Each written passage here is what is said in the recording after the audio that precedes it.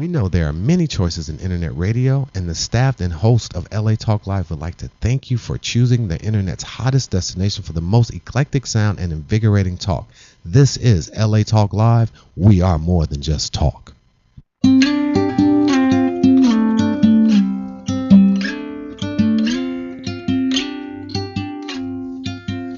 There's no combination of words I could put on the back of a postcard.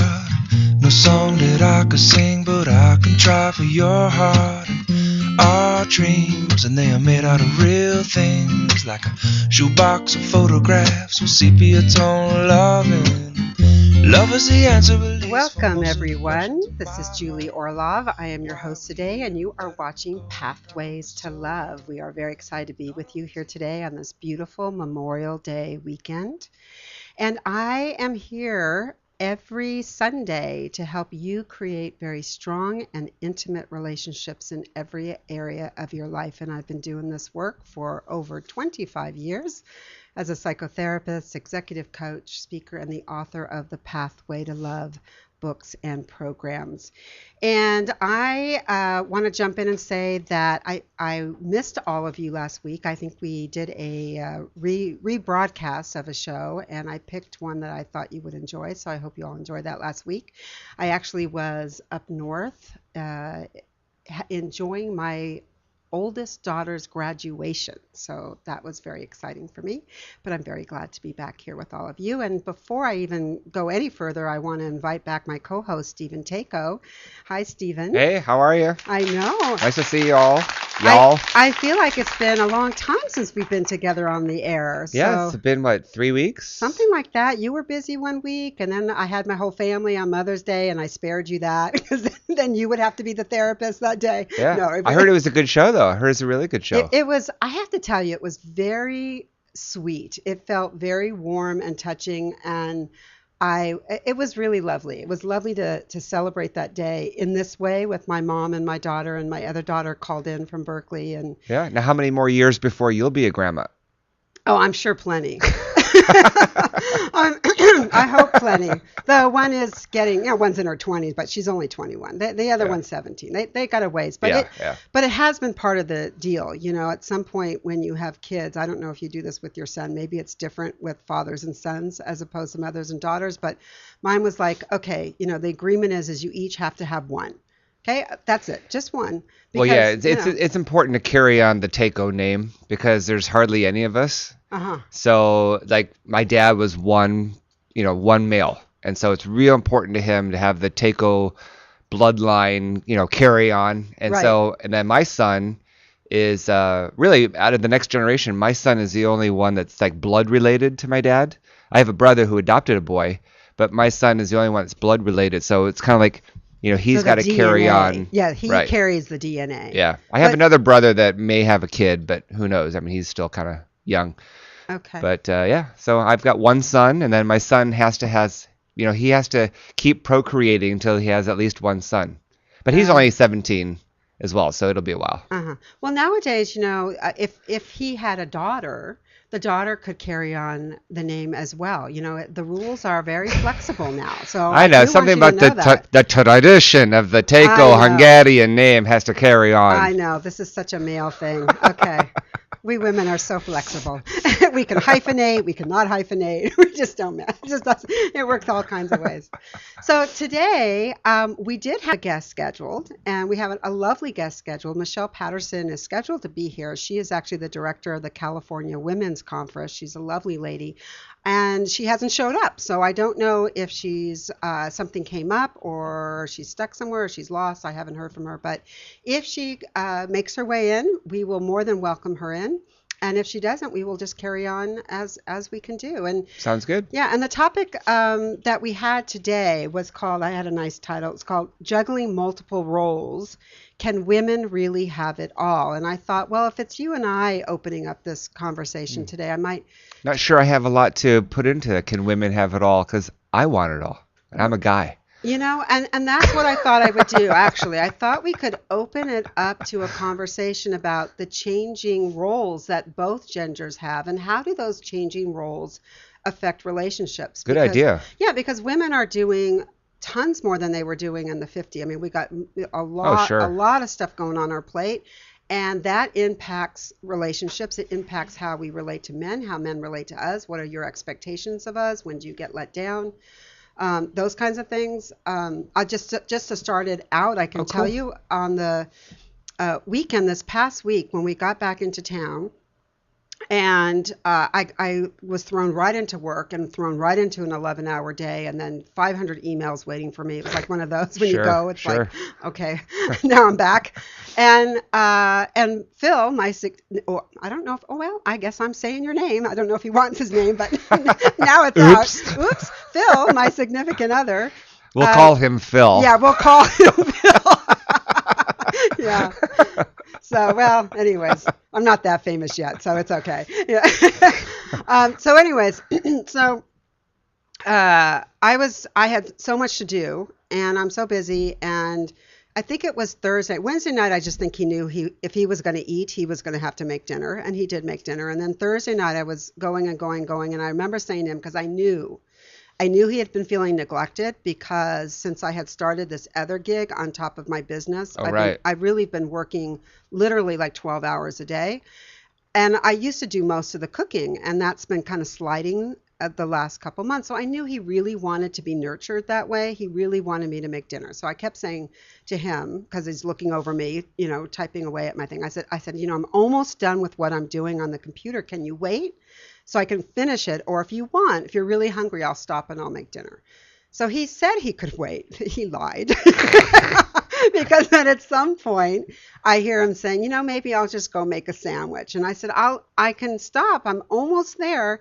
He says, no, I'll just make a sandwich. But I knew that underneath that he was sad. Now, did you feel like a level of guilt because you felt like it was your duty, part of the relationship, that's been the structure, that's what's expected, and now all of a sudden did you feel like you were letting him down because you had to focus on work? I did feel like I was letting him down, because I know it really, that's how I nurture him. Like, he nurtures me in other ways. Not that I don't love people cooking for me, because I do. But he'll give me a back massage every night if I want. He has his ways of really nurturing me, but I know this means a lot to him. Right. And in all honesty, I don't like to cook. So I'm not one that is one of these natural in the kitchen, love to prepare things. It takes a lot for me to be giving in this way. And I knew he had been missing that, because since my schedule got so busy, I'm tired. And it was funny because, and then I'll end this story. It's almost over. I'm enjoying it. Okay, good. And I said to him the other day, I think I was either yesterday or something, as I felt the overwhelm of having too many roles. So I'm working almost a job and a half. I have still a daughter at home. I have the other daughter, and she doesn't need that much, but there's still things I need to do for my daughter. She's still in high school. I have another daughter that's away that was busy with this graduation. I have a home to keep up. I've got, a dog that needs to be walked. I got to go to the market. There were all these things. And I was feeling like there just was not enough of me to go around. And on top of it, I wasn't getting enough sleep. And, there were all these things. And I said to him, I just feel like there really isn't enough. And every night I have to make a choice. The choice is, do I get my business work done? Does a dog get walked?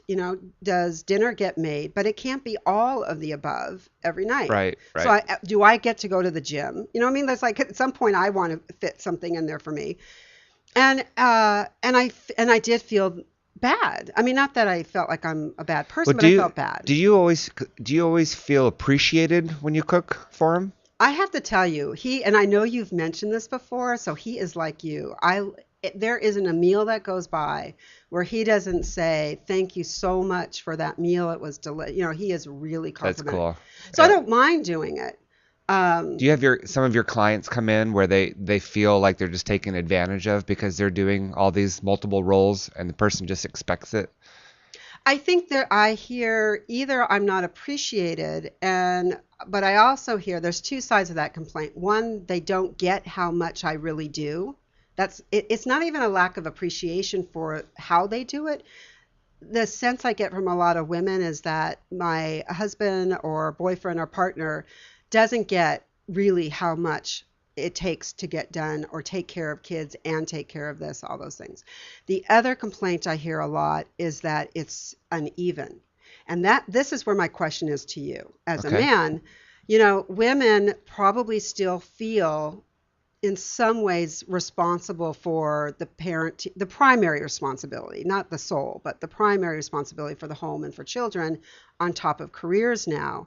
And I'm wondering, and I know you're going to probably be the exception as opposed to the rule, but my question is, do men feel like they have to step it up as well? Do they feel that same kind of pressure that they have to take on more parental responsibilities and household responsibilities? Or are they expecting their women to do it all in the same way? Well, when I was married, and we've been married since, well, we split up in 2009. So, I was blessed in the fact that I made a lot of money in the mortgage business. And so my wife was able to stay home. She homeschooled our son. And I expected, that the house would be clean when I got home. Mm-hmm. And I expected dinner Mm-hmm. was to be made, right? But I was always appreciative as well. It wasn't like I was one of those guys that would come home and like, what is with this mess? Right. If there was a mess, I realized that she must have had a pretty rough day. Right. If she didn't cook dinner, maybe she had a headache or whatever was going on.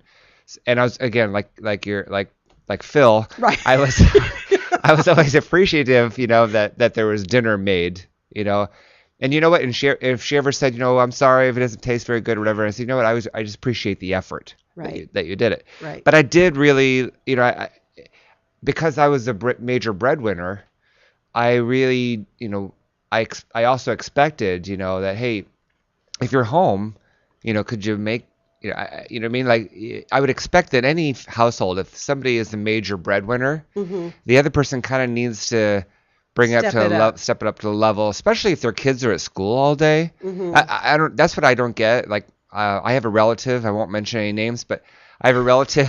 But that, she knows who she is. But Go she ahead. knows who she Right. is. But she would never bother This watching. relative. Yeah. No, okay, go ahead. Okay. But she doesn't. She works now, I guess, but she didn't work for many years, right? And and then like their house would be like a huge disaster, right? And the kid would be at school all day.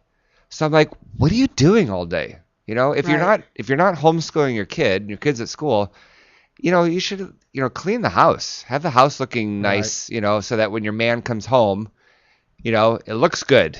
When right? your man When your man comes home, home. bringing home the bacon, you cook it. Yeah. And Julie, I just want to also, if I may, to also Sure. join in.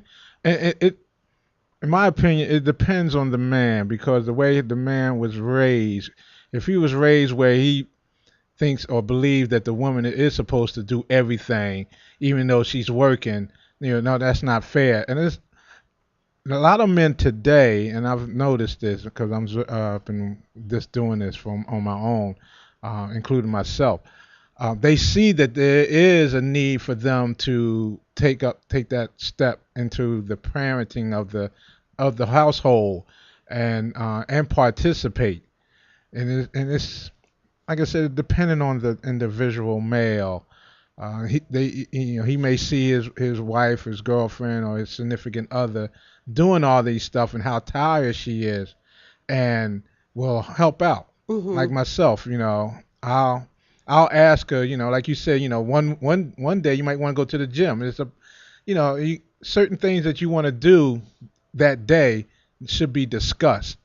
Okay, and then the other person, the man, should be able to take up that slack. If you want to go to the gym, okay, go to the gym. While you at the gym, I know that laundry needs to be done. Right. So and so needs to be picked up at a certain time that you're going to be at the gym. So you can't be at two places at one time. So let me go ahead and do those things that you can't do today, but you may be able to do tomorrow. Right. Yeah. And I don't think there's a right or wrong to this. I'm trying to think. In my marriage, when I was married, I was with somebody who, I could work or not work. He didn't care. I always had a career, so I always had a psychotherapy practice when I had babies, really little ones. So we could arrange it so that I was with the kids during the day, and then he would come home, and then I would go and see clients in the evening. And it actually worked out really nice throughout the years.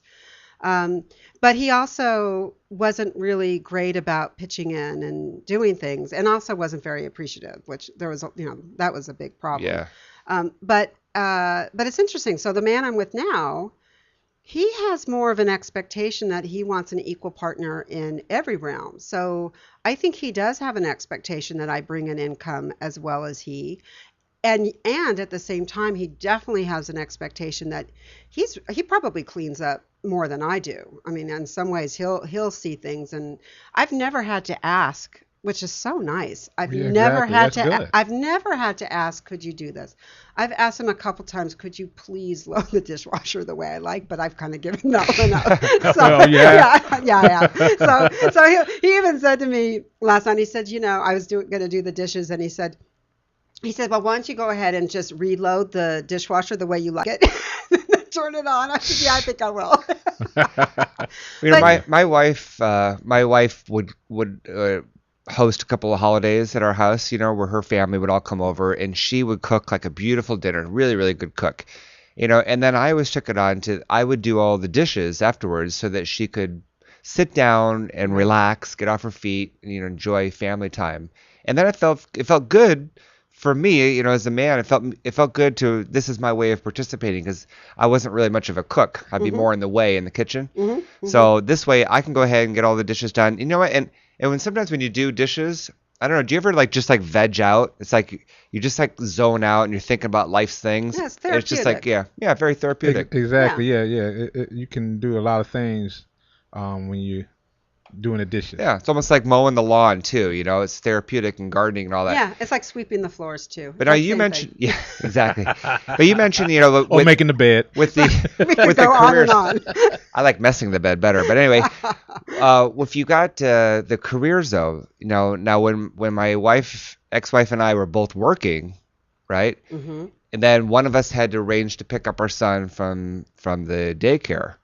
And at that point, it was more challenging because, somebody had to make dinner. And she's a good cook. I wasn't. I don't really like cooking. I'm starting to enjoy it now as a bachelor. I have to admit, I'm actually cooking. I still haven't gotten into the old recipes. It's more like creating, though. Right. Oh, this would look good. I'm going to try this. So that's kind of an interesting twist in my life. But when we were both working, though, I think it's so important that the male and the female both pitch in, and that they both realize, hey, their kids need attention. And I think when two parents are working, the kids tend to suffer a lot because the parents are tired at the end of the day.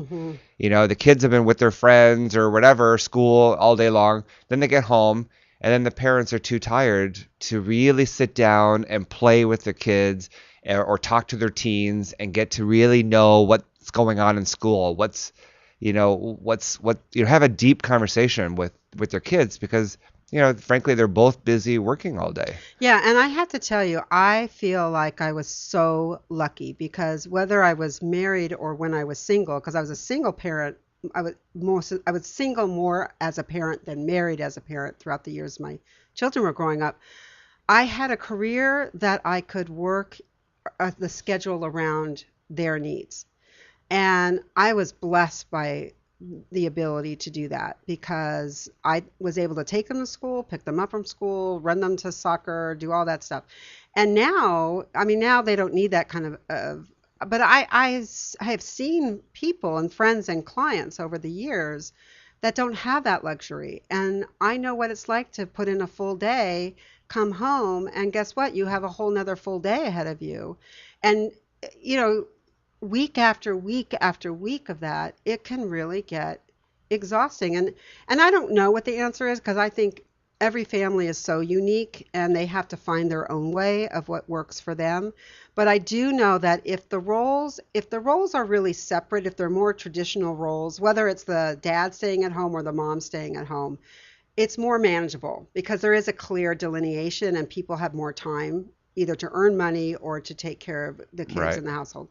If it's blended, the bad news is it's much more challenging, because there's less energy to go around and people are doing more. Both people are doing more. The good news is I think what it does is creates the opportunity to really learn partnership with your partner. You have to that ebb and flow, that give and take, that understanding, like, oh my God, I can see that she's exhausted. Go sit down. I'll make sure, our daughter or son gets his bath tonight, and I'll put him to bed, and you chill. And if you notice that somebody else has got more stress at work or there's something else going on, so there's a give and take. There's a sense of who needs a little bit more support and rest as opposed to the other person. I think that's the way it can work. Well, let's say it's probably typically the woman who feels overwhelmed, right? Probably. Now, how would a woman then, if she's struggling, the fact that her husband, he's providing pretty well, but she's got her side job or whatever, and she's dealing with the kids and all that stuff. What kind of advice do you give to these women who their marriage is suffering because of the fact that they're feeling like he's not pitching in his part to help raise the kids? I think that one thing that I ran into when I was married was my ex-husband had a hard time understanding how emotionally, let alone physically. I mean, when kids are little, it takes a lot of physical energy with little kids, but it takes a huge amount of emotional energy, and women have a little bit more of that emotional side to them, so they're kind of soaking in all that emotional stuff. Mm-hmm. So it's it's not just that you get up, you feed your kid, you go to the park, you play, but it's dealing with the temper tantrums. It's dealing with the, I want this. It's dealing with the, no, I want to go barefoot today. I mean, there's, it doesn't stop. I want Cheerios. No, I don't want Cheerios. It's emotionally, I think, exhausting with little kids. And then you get a little break and then they turn into teenagers and then it's emotional hell. But, I think if the parent who is not the primary parent, the first thing I would say is they need to get that while on the outside it may not look like much, actually on the inside, I think being at home with kids, because I've been on both ends of that deal, is much more demanding than work. Not to discount stressors and demands at work, but it doesn't have the same emotional as well as mental as well as physical. Well, plus when you're dealing with kids, you want that adult interaction. I mean, you're dealing with little kids all day long. Right. So I think men need to understand, and here's, I cannot tell you how many therapy clients and couples I have worked with. It's such a universal theme. The person who's at home with the kids is waiting. I mean, I remember looking at that clock saying, if you don't walk through that door soon, I'm going to go nuts because I need a break. You're going to make me feel bad. Okay. So I know what that's like, where you are just holding on for your husband to come home so you can have a break. Yeah. Right? Now, and the husband, of course, now I know we're talking about traditional families, but we'll just make it fit your situation. And then we'll get in single parenting as just a whole other world. Yeah. But then the husband is like, he just wants to come home and chill and have dinner waiting, and he's ready to kind of be nurtured. He wants to come in and be off, and he wants to be the king of the castle, and he wants everybody to be so excited to see him, but leave him alone. They need that transitional downtime too. Mm-hmm. And it's that moment where tension can turn to problems and conflict. Yeah. But allow me to, I want to say this too, Julie. You made a good point. I was fortunate enough to be on both sides as well. I won full custody of my daughter, so I was the primary parent. The 2 years that her mother and I spent together, she worked for a little while, then she stayed home. Now, mind you, I only have but one child by this woman. She had other children. She had 4 other children. So now you have 5 children in the home, and she stayed home while I worked. Mm-hmm. So when I would come home, I would do one or two things. I would, of course, I would grab my daughter, and she was still an infant, and I'll ask the other 4 children if they wanted to come to the park with me, or to give her a break. Mm-hmm. Or I said, well, here's the car keys. You know what time I got to be to work tomorrow in the morning, so as long as you be back so I can do the 3 S's, and then I'll go to work. But here's the keys. Go. I don't care where you go, what you do, just go ahead. Because I understood that, having 5 children, Right. 8 hours, is like a job or more of a job. So these are 5 individual people with different ways and feelings that you got to deal with. So that's what I would do. I did, and it So she would like take off like with your car, like just Yeah, take yeah. off somewhere like Just all night long. not all night long, all the time, but I just gave her that option. Sometimes she would. You had to understand, my daughter's mother was a well-known person in the town of Coatesville at the time we were together. So for more of the I don't know what that means. Means Well, she the had bad- lots of friends. well, I put it like that. She was, I don't know she wasn't always on the right side of the track. So her lifestyle kept her hustling a lot. I'll Well, put it like that. That's a whole other. Yeah, that's Yeah, another hold show. on, Yeah. show. That's another show. show. But my point was, is that I You understood. gave her the break. I gave her the break that she probably needed when I got in. And I think, look, conflict in any relationship is about 2 opposing needs or wants or values. So that's what conflict is. So you've got 2 people that are needing different things in that one moment in time, and probably both are tired, and the internal resources are pretty depleted. And that's when the problems start to occur. And it's really a matter of how you sort that out. What kind of conversation do you have? So that instead of competing over who gets their needs met, you can actually get some creativity. And like some of the things that some of the things that have come out in counseling sessions have been things like, okay, I told the working parent, make sure you take that time to decompress, even if you take 5 minutes in the car before you walk in that house, so that when you walk in the house, you are ready to take over. And then a lot of times the at-home parent would say, if I know that even 15 minutes, I can feel like a whole new person, because it's also feeling like the person has recognized your needs and is wanting to be helpful and supportive and nurturing, that can lift you up really quickly. Wow. So, so there's lots of ways to approach it where it becomes a win-win. Before you say anything, Stephen, this is what I would do with my daughter when I got home from work. I would put her in the crib in her little playpen, and it was a couch right there in the same room. Put all her necessary things with her, because I needed an hour. For me, I needed an hour to unwind, to go from work mode into home mode. Mm-hmm. So it's whatever she did, she could cry that whole hour, or whatever the case may be. But then She'll work that out in therapy later. then I was able to deal with whatever it was I needed to deal with home. But that's what I would do. And back to your question about the marriage and the relationship, this is what I tell people. The early years of parenting, really those birth to age 3 or 4, when they're finally really into preschool and they can watch a half-hour, TV show without needing you, those kinds of Right. things. They're the most demanding years on a marriage. There's no doubt about it, because there's infants, like it or not, infants and toddlers require a whole lot of supervision, and they require a lot of energy. And it's always a struggle, I think, for, when that happens, everybody has to adjust. In other words, if the husband is used to feeling like he's been the focus of his wife's attention, he's dealing with a loss of that, because the mother's attention, quite honestly, really has to be on, especially a baby, that has to be on that baby. And the mother is, instead of being able to give to her husband, actually what she's needing is her husband to give to her. So it's automatically, the demands are just, they go from like 0 to 20, Right. like that.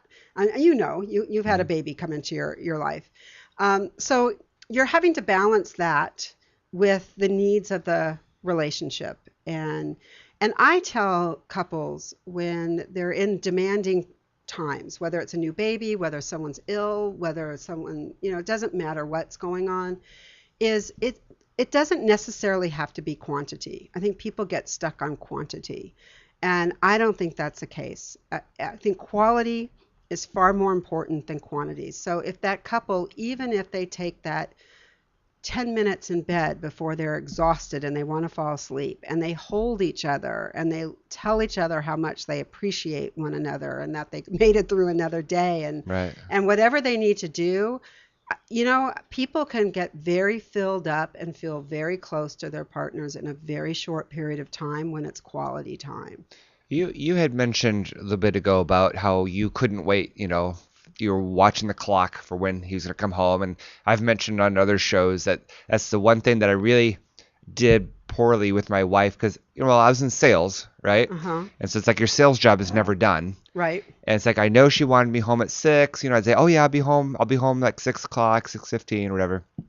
And then I get caught up in some project and my ADD would take over. And the next thing I know, it's like 7 o'clock and I haven't even left the office yet. Right. And, but so that's one thing, at least I'm working, right? Right. It's like, that's one aspect of like, I can maybe justify a little bit, but how do you deal with when somebody, when a spouse or loved one says, well, I need to go to the bar and hang out with my friends because that's my time to unwind after work.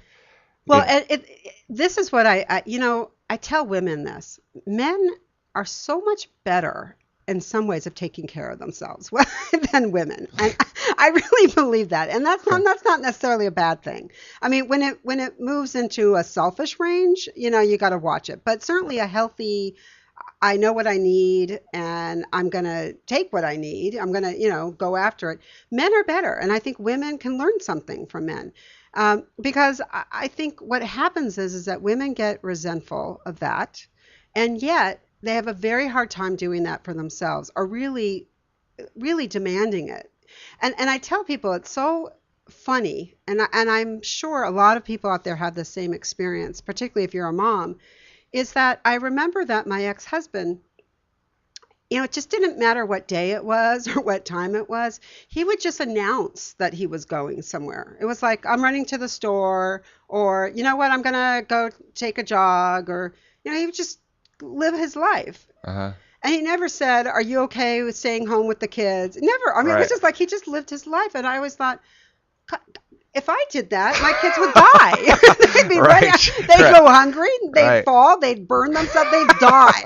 Okay. So it's like I could never imagine being able just to say bye. I would always say, okay, now I really would love to go to the market alone because that's a big treat when you have little ones. Yeah. Let me go to the market.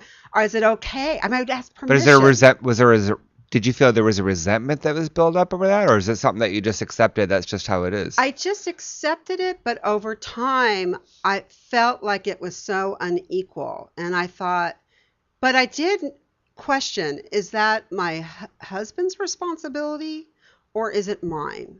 Because I never really said, look, my happiness or my well-being is important so that I can have energy to give to all the people that I love and all the things I have in my life.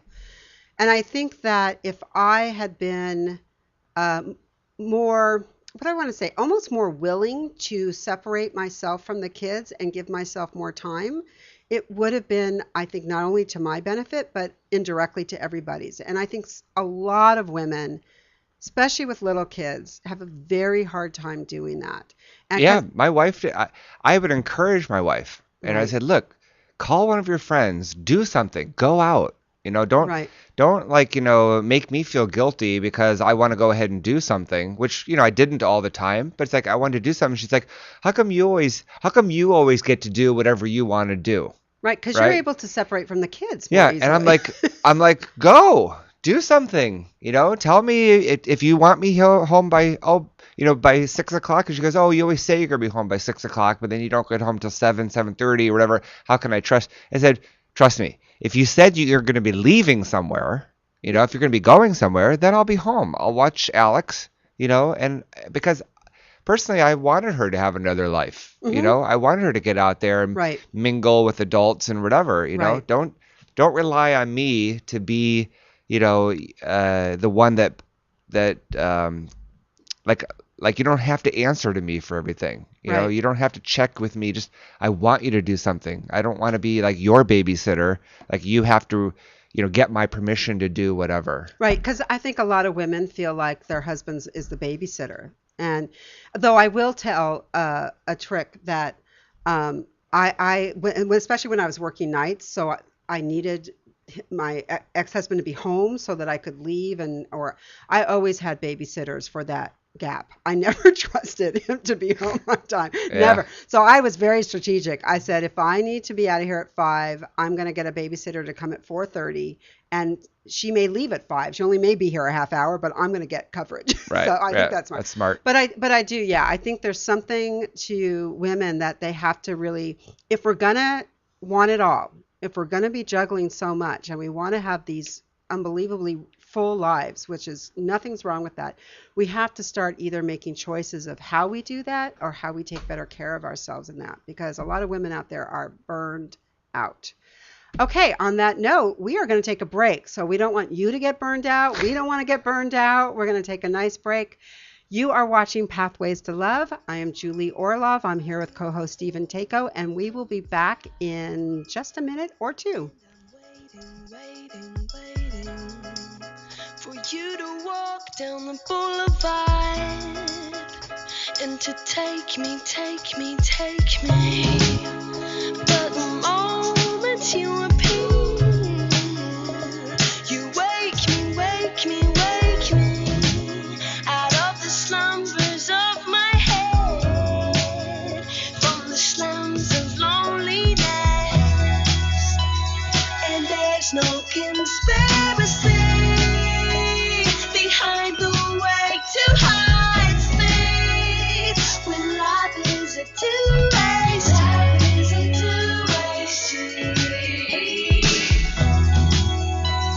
And I think I'm ready to let you get under my skin. I can't make you fall for life is a two-way street. We're coming close to our fame. They'll put a star beside our names, but I couldn't care for the history when I've got you in front of me. The cars could all collide. The shards of glass won't catch my eye, because you're almost by my side. We're counting down at the green light, and there's no conspiracy behind the way to hide space when life is a two-way street.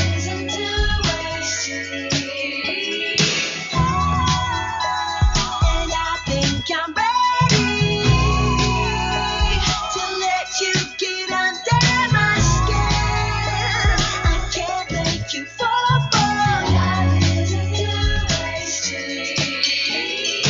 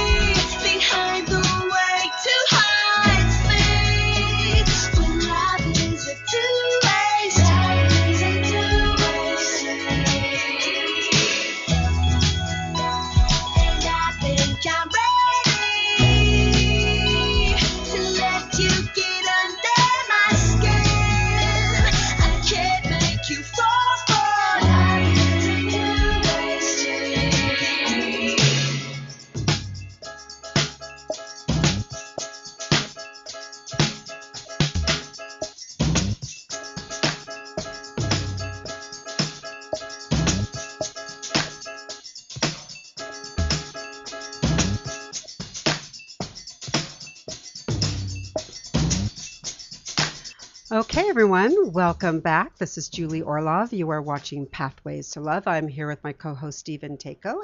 Hey, And also, I just wanted to let people know that you are welcome to join in this conversation and share your stories and ask questions. And Stephen, if they want to call in, what number do they call? they call 323-247-7443. That's 232-247-7443. You think I'd have it memorized by now? I know. Well, one of those I things. type it out all the time on Facebook, so I feel like that's what's helped. But anyways, we'd be happy to hear from you if you'd like to join in the conversation.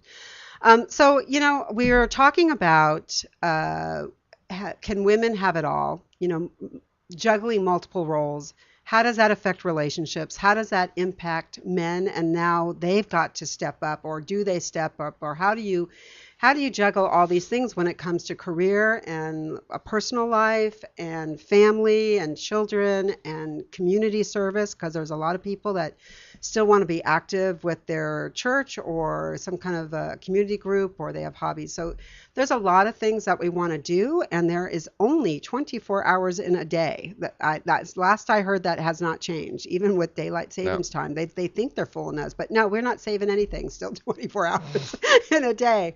And I think what I wanted to talk about next was, we talked about when families are having it all, when women have full-time jobs, they have children, they have spouses or significant others and all these other things going on. How do they take care of themselves and all that, and really take responsibility for that? And I guess I want to say that the other phenomenon that's out there, which I think is a really interesting choice to look at, is how do you, I hate to use the word organize or plan out, but in a way, how do you manage that over a lifetime?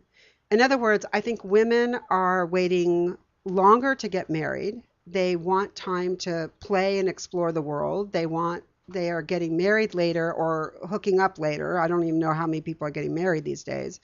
And now we hear so often that people are having children, then they get married, and that's a whole other thing. And then when do you have children, if you want children? Because certainly not every person out there wants to have children, and that's perfectly legitimate too. And how does that impact career, and what are your career goals? And I think it's an interesting thing for people to think about. For me, I'll just share what my thoughts were on my life, and I think it actually followed suit pretty well. Is I got my career in place in my 20s. Mm-hmm. So I did my MSW. I got licensed as a psychotherapist and actually started a private practice, got married, had children, and I felt like my primary focus was on parenting. And then I had my work that was secondary, but it was there. I saw clients and I did different things. I actually started this parenting helpline, so I did a bunch of different things, but Cool. still within the umbrella of I want to still be the mom to my kids. I don't want them in daycare. That was kind of my thinking. And then as they got older, when they become more, teenagers or even a little bit before, you start to feel a little freedom. And then I felt like I was kind of half my energy could go more into career and half was still going into, the parenting responsibilities. And then as I moved on, which I'm in a phase that I'm in now, because one is out of the house. She's been launched. The other one is almost out of the house, and she's very responsible. My parenting responsibilities are actually pretty minimal with her.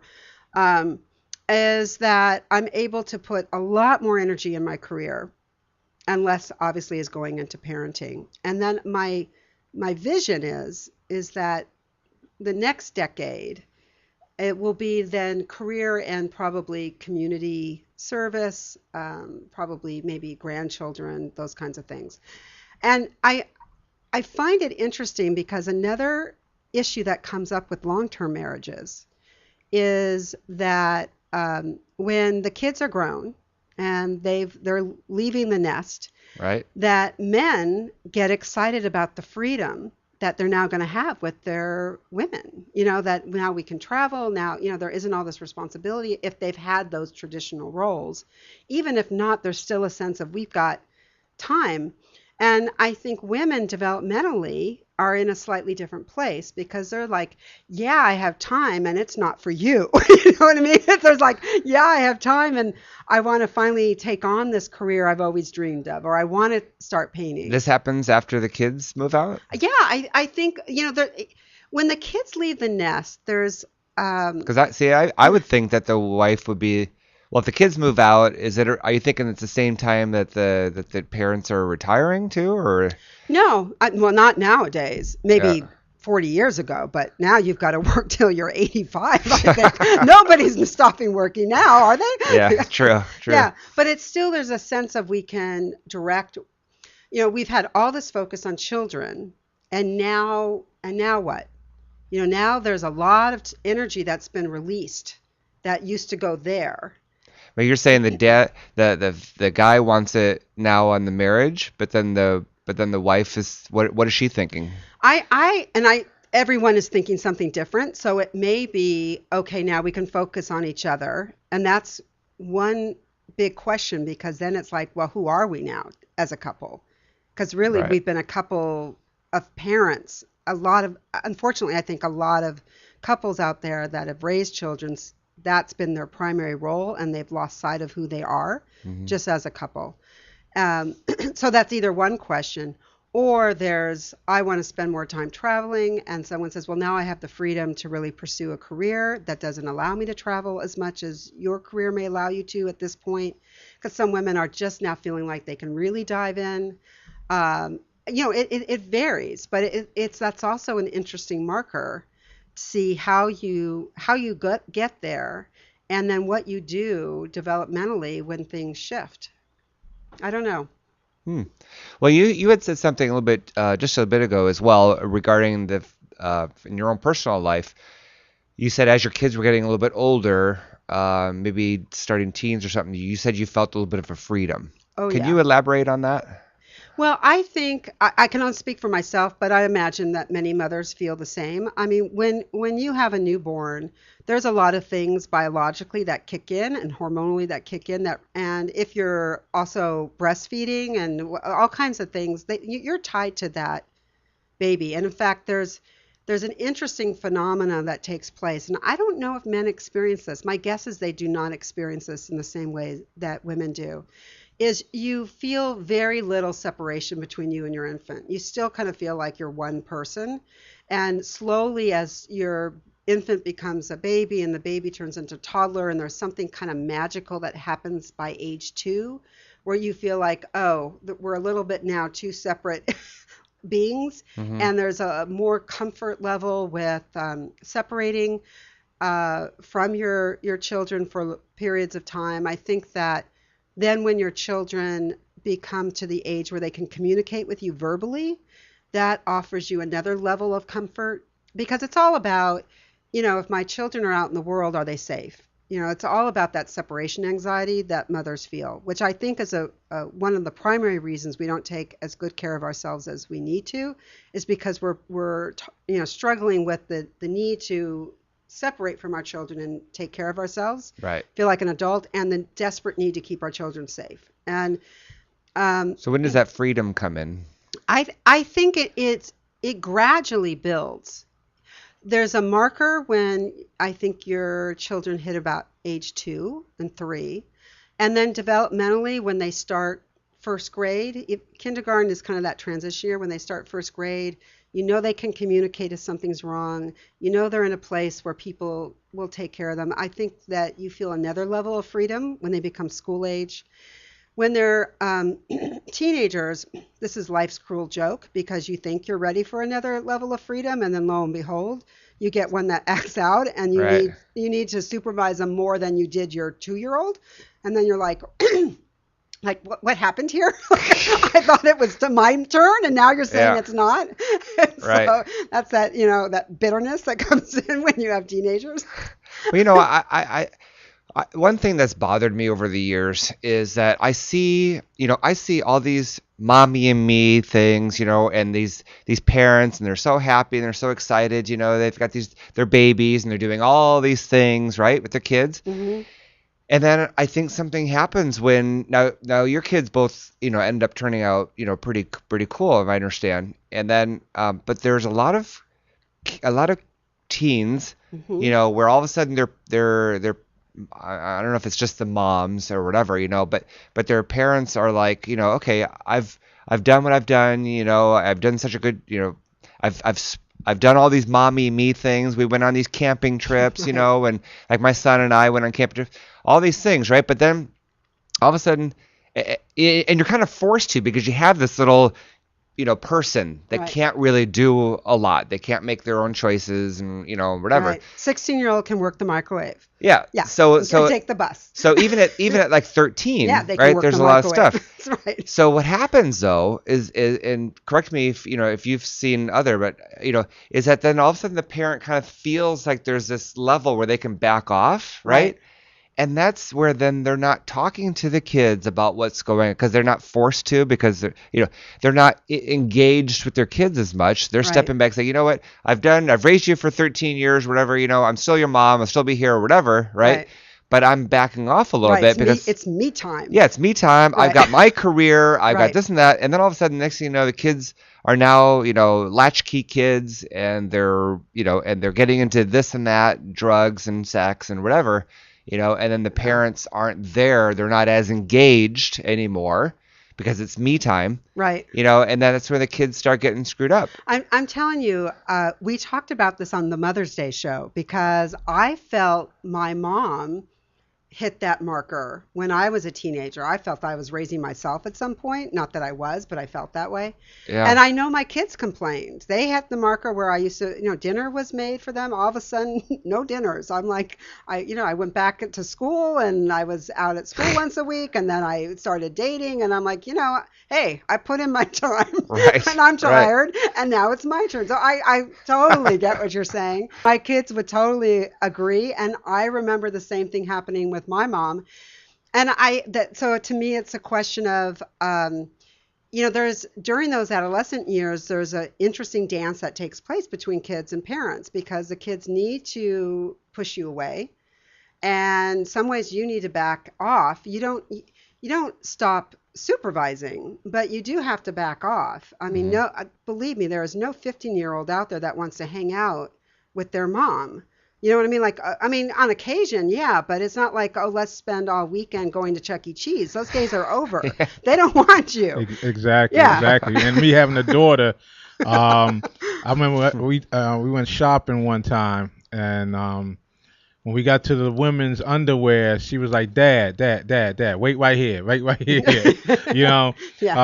When she became a teenager, I wasn't as cool as I was when she wasn't a teenager, and that's just a phase. Now, did your daughter want to wear like those really short shorts where you could see like the bottom of her butt cheeks and all that stuff? No. I was the type of parent, and Mine I think did. I still had that look. All I had to do is just look at her and be like, "Are you out your mind?" Well, good for And she, and I think because the fact that having full custody of her and being a full-time parent with her and growing up with her, she knew what type of person I am, and like I knew what type of person she is, and we had developed a relationship where she tried, because she was becoming a young woman, so she was trying different things, and we clashed, we bumped heads and a lot, but Yeah. overall, no, she would no, she wore respectable clothes and things like that. Her thing was tattoos. That's her thing. She didn't start getting tattoos until she was almost I think she turned like 16, 17 before Don't she you got have to have parental permission to get tattoos at 16? well, her mother. That's when she was staying with her mother. So Oh. I couldn't. Look I had at no all- control. oh. Yeah, I had no control over that one and stuff like that. But Well, she's 22 now. I so. remember standing in a like Kmart or something like that, right? And there was a woman, very, very frumpy looking, somewhat overweight, plain woman, right? And she had an attractive daughter who looked like she was maybe 14, right? And I saw her taking all these clothes out of the basket, right? Obviously for her daughter, and they were they were hussy clothes, right? I Right, mean, they were right. these tiny little shorts and these skimpy little outfits, and I was so tempted to say to this mother, I said, "Why are you buying those tramp clothes for your daughter? Are you trying to live vicariously through your daughter because you don't take care of yourself?" Obviously, no, obviously I didn't say anything, but like Right, you don't right. care, you don't take care of yourself. You know, you don't look good yourself, and so you're buying all these like sexy clothes to show Well, off your daughter's butt cheeks, and there's a lot of pressure between wanting to set limits that are your standards and wanting to give a little space for the peer pressures and peer standards that these girls are under. So I don't know what the answer is to that. I do know there's tensions in both directions. I think that every parent out there, and I don't know if this is your experience or Veneric's, but at some point you go from being, this greatest friend, and they love, they love you, they love to hang out with you, and at some point you feel like you're an ATM machine in a taxi, and then at some point when they start driving, you're no longer the taxi, but you're still the ATM machine, Exactly. and no matter how good your relationship is with them, and it's part of the, I think it's just part of the developmental process of people growing up Yeah. and lives and things changing, and it all. Yeah. I consider myself somewhat lucky with that because um, it was from, I would say, from 13 to about 15 where she, wanted to experience and see how far she can get as far as going against the grain with Right. me. But it wasn't like blown out crazy stuff. Only that one incident when she decided to come in past 9 o'clock, and which I had a problem with that because no child of mine is going to hang out, and I'm already retired for the evening. I want my daughter to talk to you because she was giving me hassles where I would make her be in at 11 as a 17-year-old, and she would say, "I am the only 17-year-old that has to be home at 11." but that's proper though. I mean, That's what I said. I it- said, "You're probably not, but who cares?" yeah. I mean, 11 Exactly. o'clock, isn't that's curfew time? Yeah. That's Exactly, what I said. exactly. You know? Because if Curfew. if during, especially during the weekday, if they That's right. stay out past 11 o'clock, the police and will grab them. Right. Yeah, and it's like my niece, one of my nieces would be, she'd go out, she'd be leaving at 9:30 at night. I'm like, she's just going out, and I'm like, it's not for me to say, I'm not the parent, but it's Yeah. like how is it that how are you allowing your daughter to go out at 9:30? But then if they didn't, she'd sneak out the window anyway. It's It's crazy. okay. Here's the bottom line. It's another story though. Here's the bottom line. Being a parent, since we've gotten off a lot on the parenting issue, it's such a difficult job, and I know everybody struggles with it, and they get through it, and they do it the best they can, and some You just hope and pray that they make it through, right? You do. I mean, Yeah, there's exactly, not a yes. perfect parent No. out there, and it's a learning process, And there's no book. and it's a tough job. It's a tough job. Oh, we're almost out of time, and you were going to say something about single parents. Oh, well, and it's even tougher for single parents because I've been a single parent, and then it doesn't matter. You have to bring in income. There are less choices to be made. You may have some choices into how you juggle all this, but there's a huge toll that takes place on single parents who are the full-time custodial parents. Any way about it, that it just is, and it's really important that you find ways, whether it's when your kids are with the other parent, when they have their time with them, or you bring in grandparents for support, or do something because 'Cause you still have to have your own identity. you have to keep your sanity. You have to get rest. You have to get replenished. You have to feel like you're an adult and a human being outside of your role of mother or father, because there's single fathers out there that are full-time custodial parents. And so here's my takeaway for the day. I tell everyone there is not one right way to live a life. Everyone has to find and carve out their own path and find what works and learn from what doesn't work and figure this out. And what I want to leave everybody with is, please don't feel like you have to do it alone. We've become too disconnected You need community. You need a support system. You need to create really great relationships with the people in your life that you love and you care about, and who love and care about you. And and I'm here to support all of you. So I feel free to reach me. You can reach me on my website at julieorlov.com or thepathwaytolove.com. You can always reach me at 888-99-PATHS. That's 888-99-PATHS, or you can get that information on my website. Because it's just not easy. Getting through life is, it's It's not supposed to be easy. it's not supposed to be easy. I like to think it's make it as fun as possible, but life is an interesting journey. So I just want everybody to know that we're all here to support and help one another through that. I've so appreciated our time, even though our guest didn't quite make it today. We'll find out, and we'll see if we can get her on another We time. didn't need her today, did No, we? well, Stephen, you and I, we could fill up the whole schedule for the whole week, I'm sure.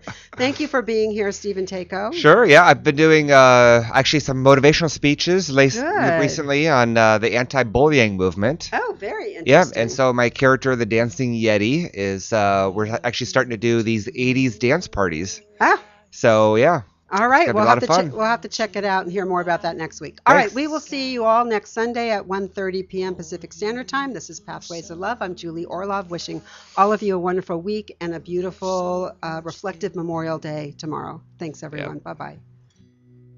And just like them old stars, I see that you've come so far to be right where you are. How old is your soul? Well, I won't give up on us, even if the skies get rough. I'm giving you all my love. I'm still looking up. And when you're needing